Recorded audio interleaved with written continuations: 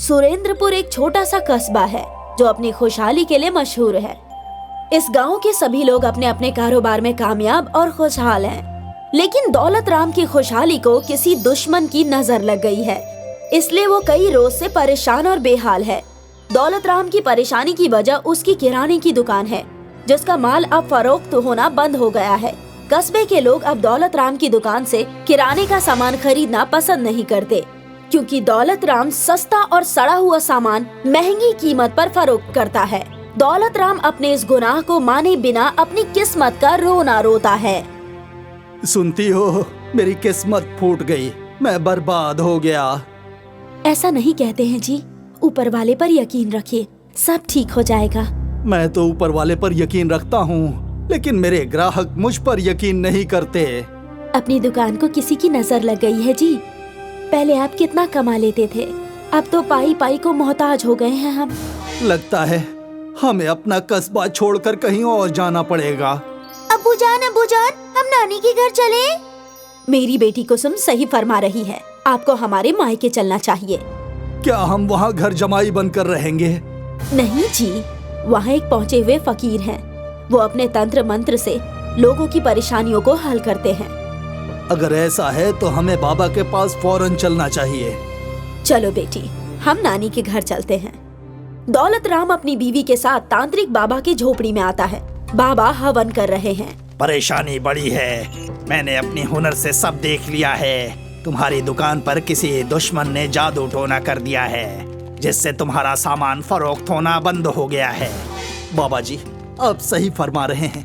पहले मेरी दुकान में लाखों का कारोबार होता था, अब तो पूरा कारोबार चौपट हो गया है। बाबा जी, आपको परेशानी का इल्म तो है ही, अब आप इसका हल भी बता दीजिए। इसका एक ही हल है, और वो हल है मेरा ये तावीज, मेरे मंत्रों से सिद्ध किया हुआ तावीज। तुम अपनी दुकान पर लगा दो, फिर इसका करिश्मा देखना। बाबा जी, हम पर करम कीजिए, हमें वो तावीज फौरन दे दीजिए। हाँ बाबा जी, हम पर एहसान कीजिए, हम आपके शुक्रगुजार रहेंगे। इस बेशकीमती तावीज की एक ही कीमत है कि तुम इसके करिश्मा के बाद जितना भी पैसा कमाओगे, उसमें से कुछ हिस्सा अतिया करना जरूरी होगा, और ये अतिया हर रोज करना होगा।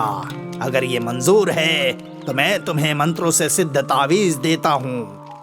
हमें कबूल है बाबा जी। दौलत राम सिद्ध बाबा के दिए हुए करिश्माई ताबीज को अपने किराने की दुकान पर लाकर रख देता है, और वो ताबीज तुरंत करिश्मा दिखाना शुरू कर देता है। उस ताबीज से एक रोशनी निकलती है, जो रास्ते से आने जाने वाले लोगों को मुतासिर करती है। इस जादू की वजह से उसकी दुकान चलने लगती है। खरीदारों की भीड़ लग जाती है। दौलत राम सामान फरोख्त करते हुए और नोट गिनते हुए थक जाता है। दौलत राम की दुकान पर हुए करिश्मा की बातें पूरे कस्बे में फैल जाती है। आज दौलत राम की दुकान पर कितनी भीड़ लगी है। हाँ भाईजान, कल तक तो दौलत राम एक खरीदार के लिए भी तरसता था, और आज खरीदारों की कतार लगी है। अम्मा, ये करिश्मा कैसे हो गया? ये करिश्मा है या नजरों का फेर है? कुछ भी हो, दौलत राम की किस्मत खुल गई। उसकी दुकान पर आज भी सामान खराब ही मिलता है, लेकिन कस्बे वाले सब कुछ भूलकर वहीं से सामान खरीद रहे हैं। अपने गांव की छोड़ो भाईजान, अब तो दूसरे गांव के लोग भी सामान खरीदने दौलत राम की दुकान पर ही आ रहे हैं। दौलत राम सामान बेच बेच कर थक गया होगा, और उसकी बीवी पैसे गिन गिन कर थक जाएगी। दौलत राम की बीवी और उसकी बेटी नोटों को एक थैली से निकालकर गिन कर रखती है। बेटी कुसुम नोटों को जमा कर रही होती है। दौलत राम ये देखकर खुशी जाहिर करता हुआ कहता है, अरे बेगम, अब बस भी करो, बाकी रुपये कल गिन लेना, थक जाओगी। भला नोट गिनते हुए भी कोई थकता है क्या? बड़ी मुश्किल से तो लक्ष्मी जी खुश हुई हैं। लक्ष्मी जी का करम हम पर ऐसे ही बना रहे। देखिए, इसमें फकीर बाबा का करम भी शामिल है, उनका हिस्सा निकालना मत भूलिएगा। तुम सही फरमा रही हो, हम हर रोज अपनी कमाई से फकीर बाबा का हिस्सा निकाल कर अलग रख देंगे। अब्बू जान, और मेरा हिस्सा कब निकालेंगे? ये सब तुम्हारा ही तो है बेटी। हकीकत में ये सारे पैसे मेरे हैं। लो कुसुम बेटा, इसकी मिठाई खा लेना। वाह! फकीर बाबा की जादुई ताबीज से दौलत राम तो दौलतमंद हो गया, लेकिन गांव वाले गरीब से और गरीब होते गए। वो अपने आप को ठगा हुआ महसूस करने लगे, क्योंकि दौलत राम की दुकान से जो भी सामान खरीदा जाता वो एक रोज बाद घर से गायब हो जाता और वापस दौलत राम की दुकान पर चला जाता था।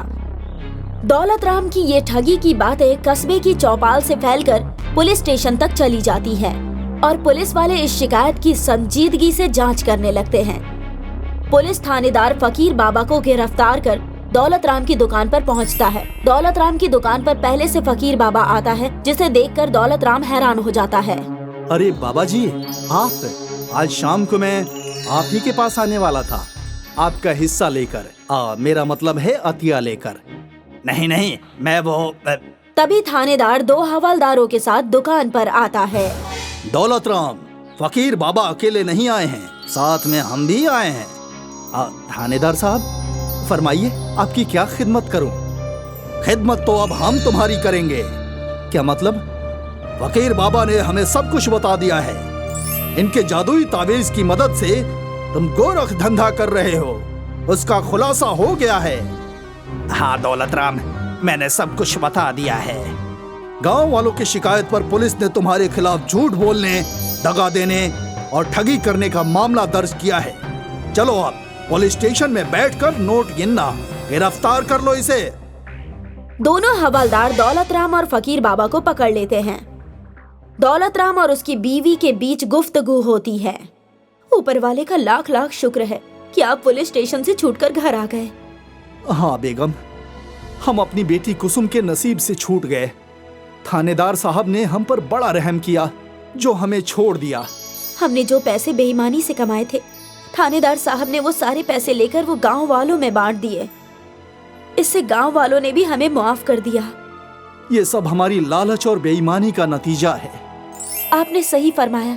हमें सबक मिल गई कि इंसान को कभी जादू टोने का सहारा लेकर लोगों को दगा नहीं देना चाहिए, लालच भी नहीं करनी चाहिए।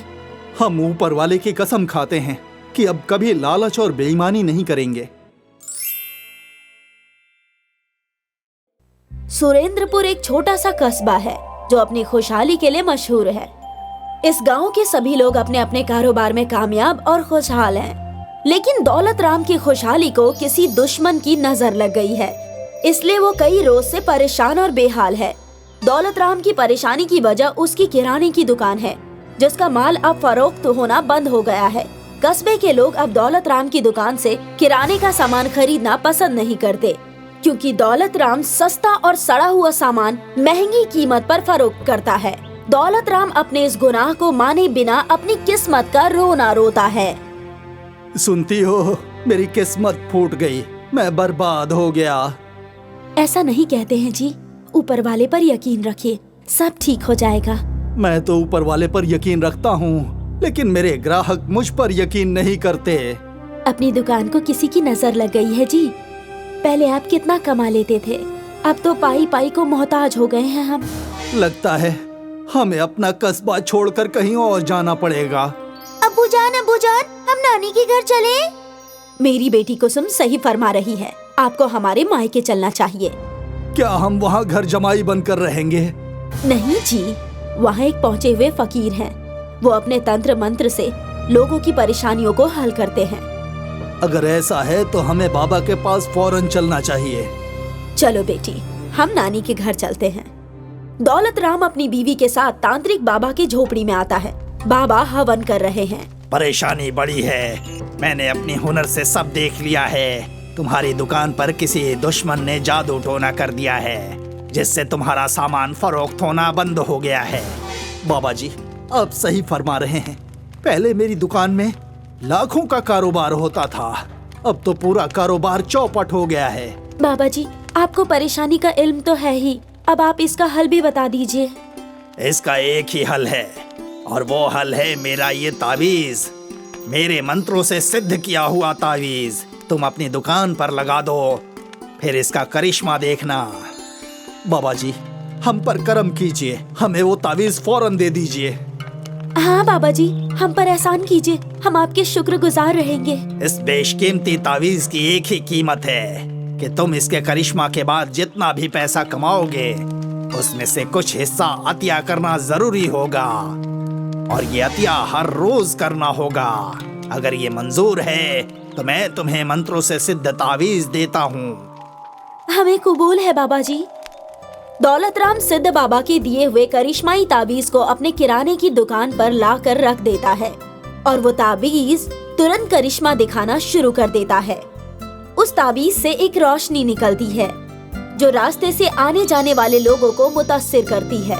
इस जादू की वजह से उसकी दुकान चलने लगती है। खरीदारों की भीड़ लग जाती है। दौलत राम सामान फरोख्त करते हुए और नोट गिनते हुए थक जाता है। दौलत राम की दुकान पर हुए करिश्मा की बातें पूरे कस्बे में फैल जाती है। आज दौलत राम की दुकान पर कितनी भीड़ लगी है। हाँ भाईजान, कल तक तो दौलत राम एक खरीदार के लिए भी तरसता था और आज खरीदारों की कतार लगी है। अम्मा, ये करिश्मा कैसे हो गया? ये करिश्मा है या नजरों का फेर है? कुछ भी हो, दौलत राम की किस्मत खुल गई।